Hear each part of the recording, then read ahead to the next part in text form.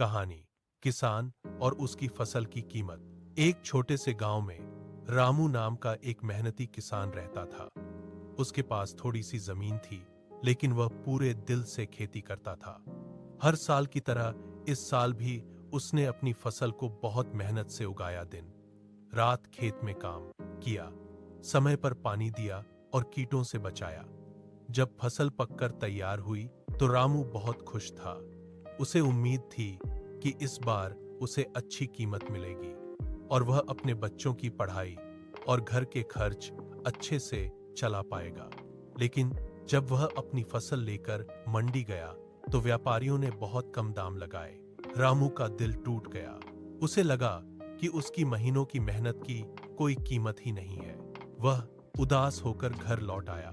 घर आकर उसकी छोटी बेटी ने पूछा, पिताजी क्या हुआ? रामू ने कहा, बेटा, मेरी फसल की कोई कीमत नहीं लगी। बेटी मुस्कुराई और बोली, पिताजी, आपकी फसल की कीमत पैसे से नहीं, हमारे जीवन से है। इसी से हमारा घर चलता है, हमें खाना मिलता है और हम पढ़ पाते हैं। बेटी की बात सुनकर रामू को समझ आया कि उसकी मेहनत और फसल की असली कीमत सिर्फ पैसे नहीं, बल्कि परिवार की खुशी और जीवन है। उस दिन के बाद रामू ने मेहनत करना नहीं छोड़ा, बल्कि और हिम्मत के साथ खेती करने लगा।